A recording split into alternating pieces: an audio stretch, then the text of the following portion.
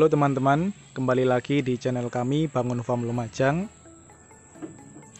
Oke teman-teman, jadi di kesempatan kali ini, pada konten kali ini saya akan membagikan sebuah video bertemakan pemilihan bang pakan untuk ternak kambing ataupun domba. Terkhususnya domba ya teman-teman, untuk ternak domba. Nah, ini posisi domba saya. Jadi saya akan menunjukkan posisi domba sebelum saya akan membagikan video saya tentang pemilihan bang pakan. Nah, jadi ini masih kosong karena sudah habis, dan nanti pemberian pakan dilanjutkan di sore hari. Dan ini juga posisinya siang hari dengan keadaan yang mendung teman-teman, jadi langitnya tampak mendung. Oke, kita akan ke belakang. Jadi tema kali ini adalah pemilihan bang pakan. Nah teman-teman, jadi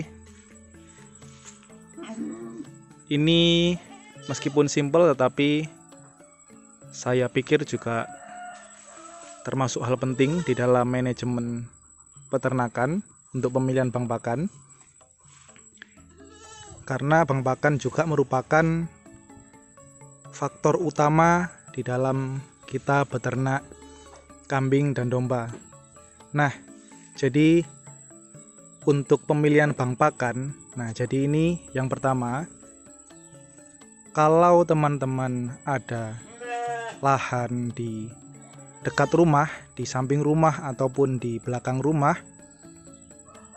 teman-teman bisa menanam bang pakan yaitu jenis rumput odot. Selain rumput odot juga bisa rumput gajah. Nah, jadi kenapa saya sarankan seperti itu teman-teman? Karena yang pertama, posisinya terletak di dekat rumah. Jadi untuk kebun di dekat rumah, pemilihan bang pakan menurut saya itu jangan bang pakan yang terlalu tinggi. Nah, misalnya seperti rumput pakcong, memang kuantitasnya sangat banyak sekali rumput pakcong dan juga tinggi teman-teman, tinggi sekali seperti tanaman tebu ya teman-teman. Jadi untuk di dekat rumah, di halaman rumah, di kebun rumah, di belakang atau di samping, saran saya lebih baik teman-teman memilih rumput odot ataupun rumput gajah yang tanamannya tumbuhnya tidak terlalu tinggi. Nah, jadi kenapa kok pemilihannya harus seperti itu? Jadi teman-teman, kalau di dekat rumah atau di dekat kandang kita pemilihan bang pakannya itu yang berukuran tinggi, yang pertama teman-teman itu adalah menjadi sarang nyamuk ya. Seperti ini saja, kalau tidak dibersihkan itu menjadi sarang nyamuk teman-teman. Apalagi kalau bang pakan yang terlalu tinggi, terlalu lebat seperti rumput pakcong. Nah, nanti dikhawatirkan ternak yang berada di dekat lahan bang pakan itu bisa terganggu karena adanya nyamuk yang banyak teman-teman. Jadi menurut saya pemilihan bang pakan untuk di dekat rumah itu sebaiknya pilih bang pakan yang tidak terlalu tinggi, seperti contohnya rumput odot. Nah, mungkin teman-teman ada saran lain untuk pemilihan bang pakan yang tidak terlalu tinggi, bisa tulis di kolom komentar. Nah, itu ya teman-teman, itu adalah yang pertama. Terus untuk di bagian samping, di dekat jalan, di pagar-pagar teman-teman bisa gunakan atau bisa tanam dengan jenis ramban-rambanan. Kalau di tempat saya tanam dengan daun kelor pohon kelor ya teman-teman. Terus ada juga jaranan, ada juga kayu sono. Nah, intinya ramban-rambanan ya.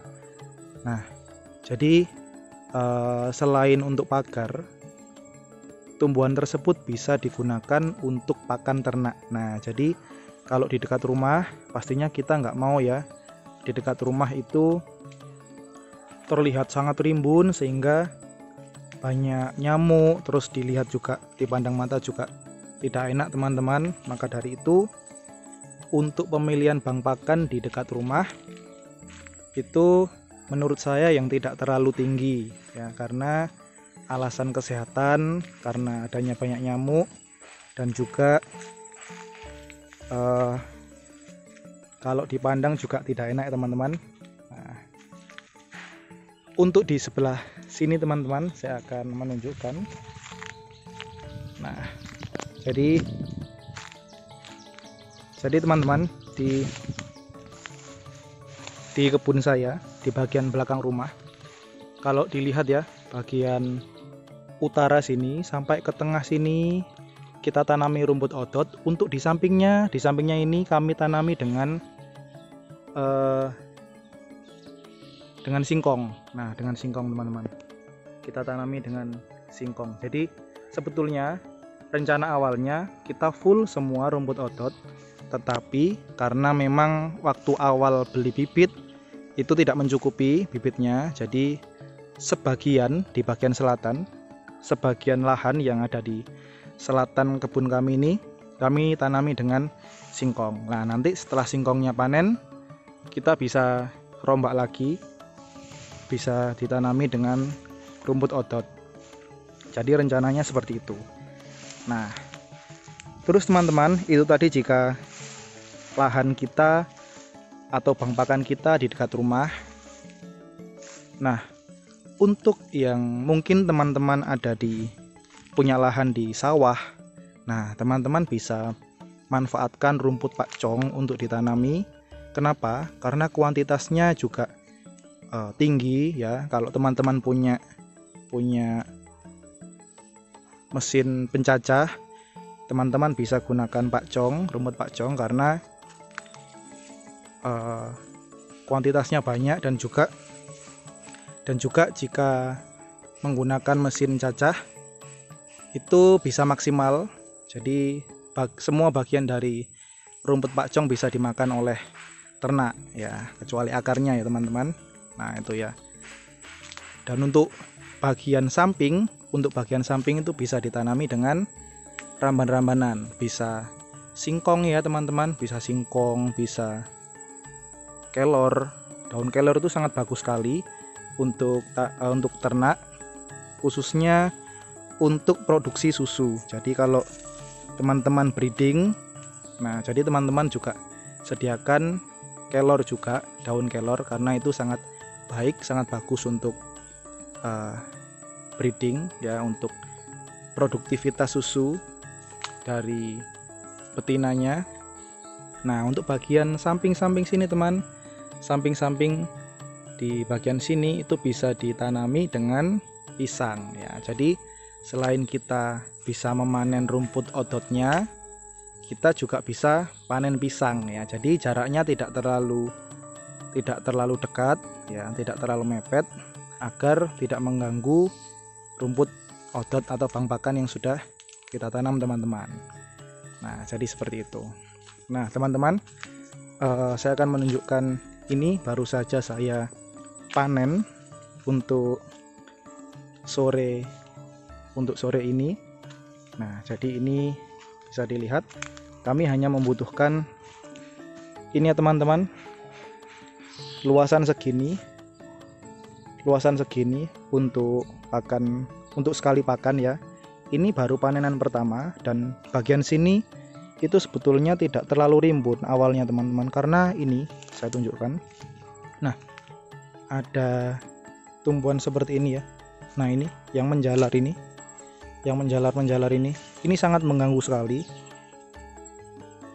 karena bagian bawah dari rumput odot tidak terkena langsung sinar matahari, dan akibatnya adalah bagian bawah itu banyak yang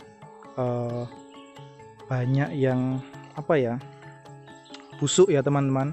Selain busuk juga ini daunnya, nah daunnya yang bagian ini banyak yang kering seperti ini teman-teman, banyak yang kering.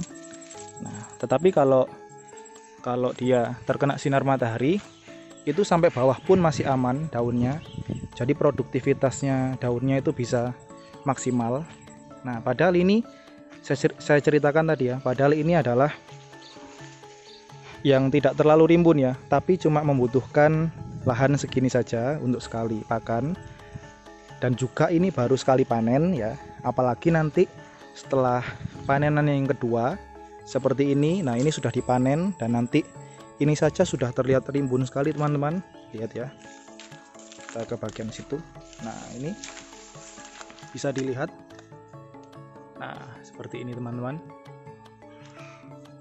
Ini baru usia 3 mingguan sudah lebat seperti itu, apalagi nanti setelah usia panen, usia sekitar 4 sampai 5 mingguan tambah semakin lebat.